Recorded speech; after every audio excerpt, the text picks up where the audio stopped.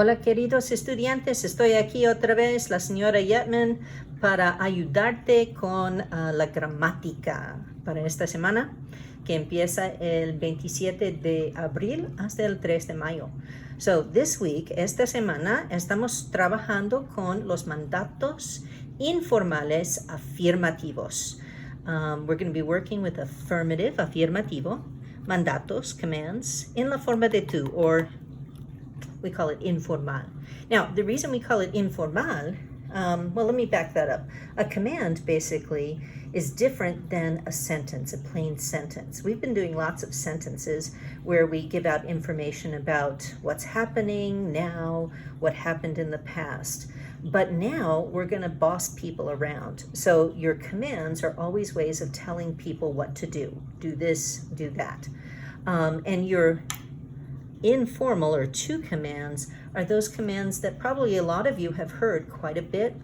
If you have Spanish-speaking family at home, I'm sure you have heard this, because these are the type of commands that you give to your family and friends.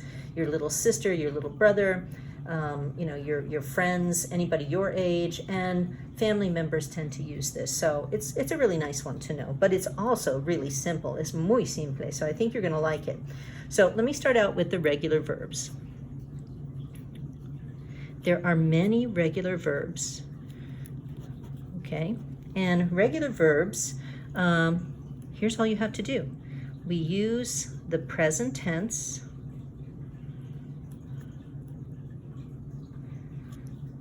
él, ella, usted form. That's all we have to do, okay? So let me give you some examples. If I wanted to say, speak, telling somebody I'm ordering them to speak, that would just be habla, right? Or maybe I want to say eat. I think they look kind of hungry, so I'm telling them to eat. Eat. Come, right? Or I want them to write something, so I say write. That would just simply be escribe. Okay, so that's pretty simple, right? Let's try that. Habla, come, escribe, right? So you're probably saying to me, well, Miss Yetman, what is the difference? I mean, how would I know it's a command if I'm simply saying habla? Doesn't that mean he speaks or she speaks? Yes, it does. But you can tell the difference by the context. For example, if I say, Jorge habla español, I just gave you a piece of information, right? George speaks Spanish. Jorge habla español. That's not a command. But if I look at you and say, habla español, I'm giving you a command. I'm telling you to do something, right? Speak Spanish now. So you can hear that difference in the way that we say the sentence. First one, just a piece of fact, right? Jorge habla español.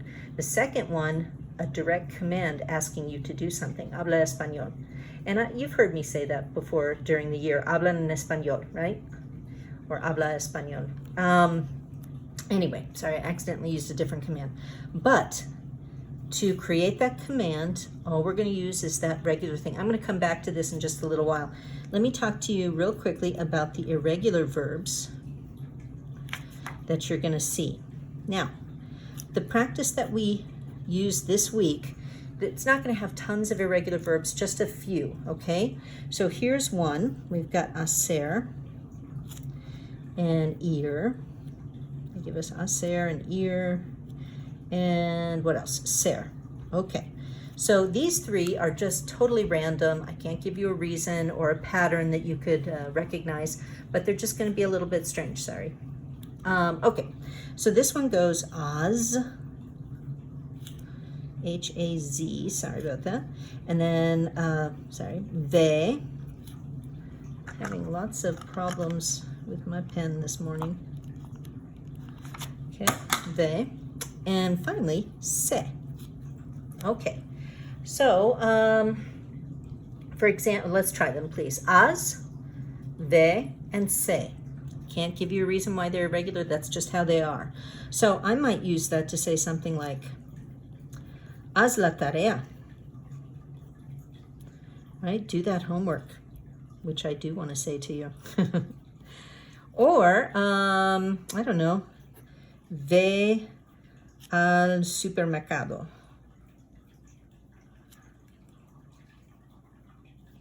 Go to the supermarket, please, please. Or, let's see, sé bien. Be good, right? Be good. All right, so we're using it the same way, and all we have to do is use that. Now, there's another set of irregulars you're going to see in your notes. By the way, these 3 are in your notes with more examples, and then we have some that are in your notes. One thing I want to show you about the ones in your notes, it's really easy. Okay, here's the first set. Now let me do the second set. We have decir, poner, salir, tener, and finally venir. Okay, so with these guys, they're our second set of irregulars. We do a little pattern thing. So the first thing we think of is their yo form in the present tense. So you learned these last year, and we've been working with these earlier in the year. Digo, pongo, right?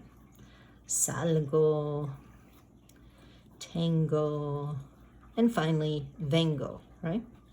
So that's where we start. But to get our command, to get our affirmative to command, we're going to chop off this go. So the go has to go.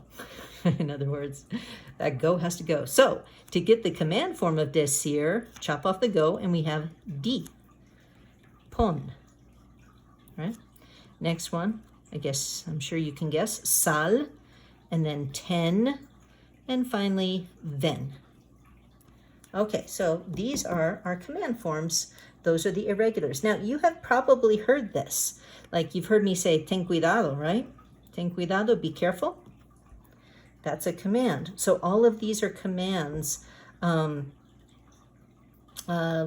they're irregular, slightly irregular. And I just wanted to show you that the way that they got to this command form that you're going to see is they took that yo form and then just got rid of the go. They dropped that go. All right, there's one other thing. I'm going to change papers now. I have to show you. I'm going to come back. Actually, I'm going to use those examples, but let me go to a new piece of paper. All right, another thing you're going to be asked to do is to use pronouns, use pronouns with the affirmative to commands. Okay, so with a positive command, affirmative command, with pronouns. It's really hard to see here. Okay, so we're going to work with that just a little bit. So to use my pronouns with commands, if it's a positive command, I attach the pronoun to the verb. Okay, and then let me do this little thing where we might need an accent. And I'll show you why. Okay. So for example, whoops, got my pen. Just one sec. So if I said to you,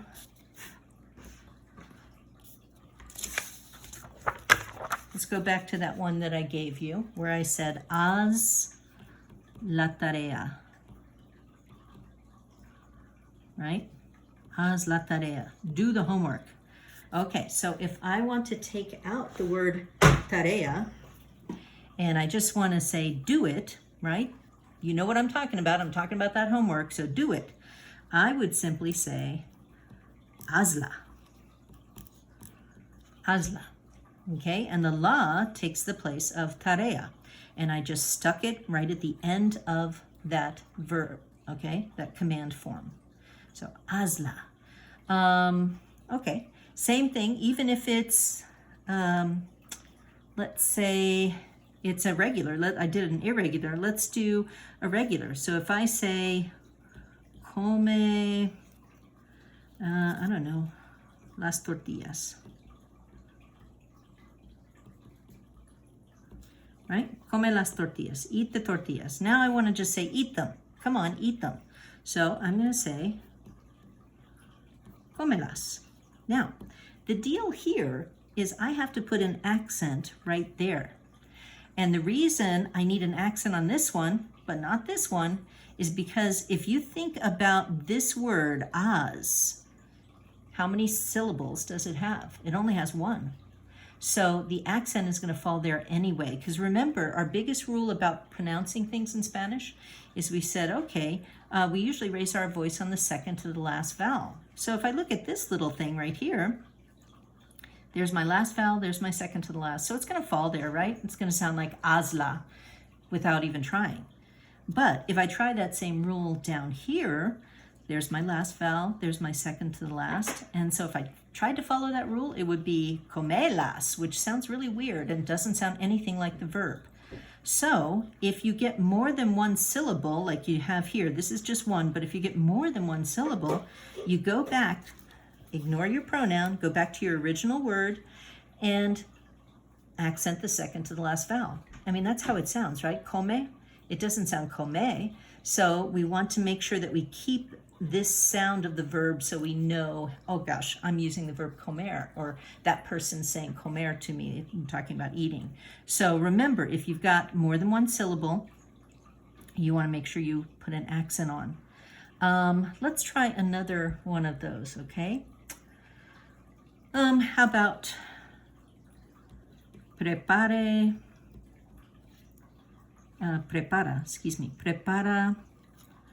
I don't know, el sándwich. Prepara el sándwich, prepare the sandwich. Okay, so now I want to take out sandwich, that would be a lo. So I would say, okay, I stick it at the end, and I'd have to put my accent right there, right? Prepáralo, prepáralo. So I want my accent, once again, take a look. It's not the last vowel, but the second to the last vowel, and that's where I put my accent. Okay? So I don't want you to get confused about that. Let me try one more irregular just so you see what that looks like. Okay, what if I say, pon el vaso sobre la mesa? Okay, so put the glass on the table, right? Put the glass on the table. And I'm going to take out the word for glass. And of course it's masculine, so I'm going to use lo. If you notice, we're using a lot of our pronouns that we're using. These pronouns tend to be a lot of dops. They're going to be dops mostly because you're telling somebody to do something. Okay, so if I want to say put it on the table, I would say ponlo sobre la mesa. Ponlo sobre la mesa. Can everybody see that? Okay, so once again, same thing. Now, the only reason that with do it, right, do the homework, do it, or put the glass on the table, put it on the table, the only reason we don't have accents there is because we only have one syllable, right? We've got as, it's one syllable, pon, that's one syllable. But then when we go to normal verbs like come and prepara, well, those are more than one syllable. So when you use your pronouns with them, you go back to your original word, go back to your original word and make sure you go to that second to the last vowel. Same thing here, go back to that original word and second to the last vowel, put a little accent on there, okay? All right, so that's pretty much what we're gonna be working with. We've got the regular commands and then a little bit of practice with the pronouns, putting those pronouns on. Make sure before you attempt doing this work, make sure that you read the notes page. Okay, so page 4 is a very important page to read. Make sure you read through all the notes. Some of you like to skip that, but it just makes it harder, okay? So if you take the moment to read through it, it's gonna make this super easy for you because they give you other examples that are nice to see. And then before each section, please read the directions. And if they have any example sentences, look at those before you start, okay? All right, buena suerte. Les echo de menos. I miss you guys, and I hope you're well and healthy. And hang in there, because we're almost done. We're almost done. You're doing a good job, and get that work in. If you have anything missing, start getting that in as soon as you can. And I'll talk to you soon. Adios.